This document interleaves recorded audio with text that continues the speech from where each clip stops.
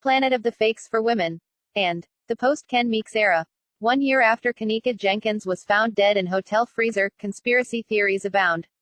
The death of Kenneka Jenkins, a video timeline. 1 year after Kenneka Jenkins was found dead in a walk-in freezer, the videos keep coming. Digital sleuths float theories on YouTube and Facebook dozens of times a day, saying they've found evidence to undermine the official story, that Jenkins had gotten intoxicated at a hotel party, wandered away from her friends and stumbled into a freezer she was unable to escape. All of that is a lie, they say. Jenkins didn't die from a tragic accident, but murder, perhaps at the hands of an organ harvesting ring. Or maybe it wasn't Jenkins at all who was captured on the hotel's surveillance video, but a body double. Demonstrators plan to mark the anniversary of Jenkins' death by converging Sunday on the Crown Plaza O'Hare Hotel in Rosemont.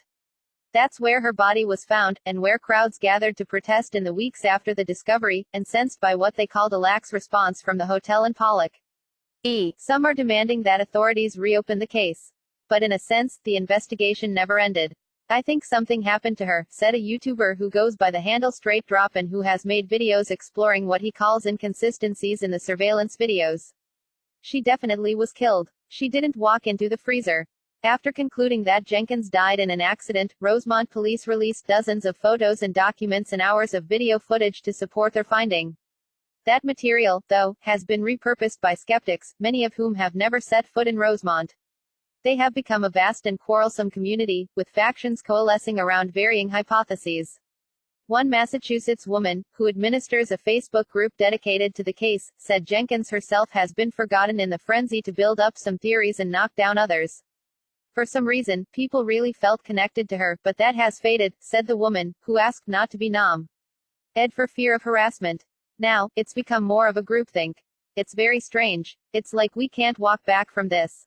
Jenkins and some friends went to a party in room 926 of the Crown Plaza in the early morning of Sept.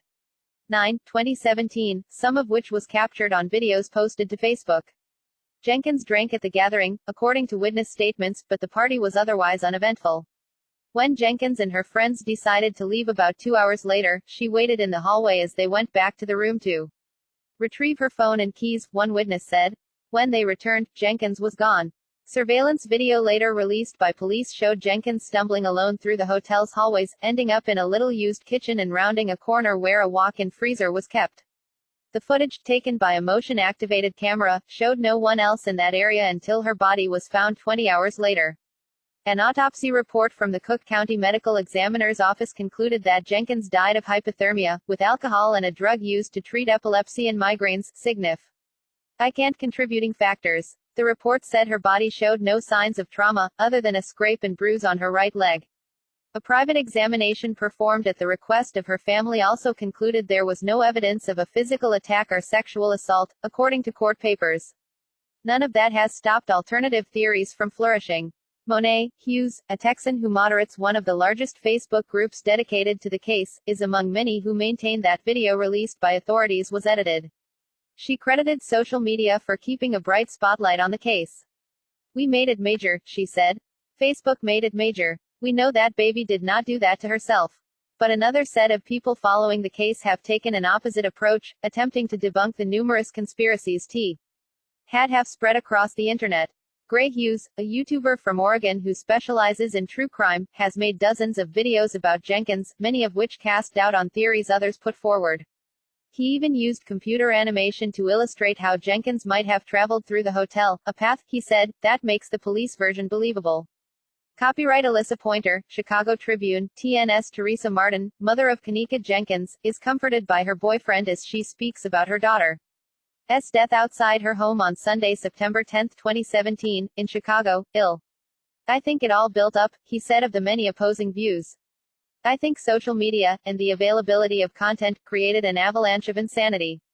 Quote, Rosemont Mayor Brad Stevens said the case still shows up in reports he receives on how the village is being portrayed on social media. He has no regrets about putting the investigative materials onto Rosemont's website, he said, but found it ironic that many refuse to take it at face value. People see shadow images and all kinds of other things, and I don't know how and where they see that stuff, he said. But that's the internet age we live in. People become experts and post it on social media channels. Quote, he said no one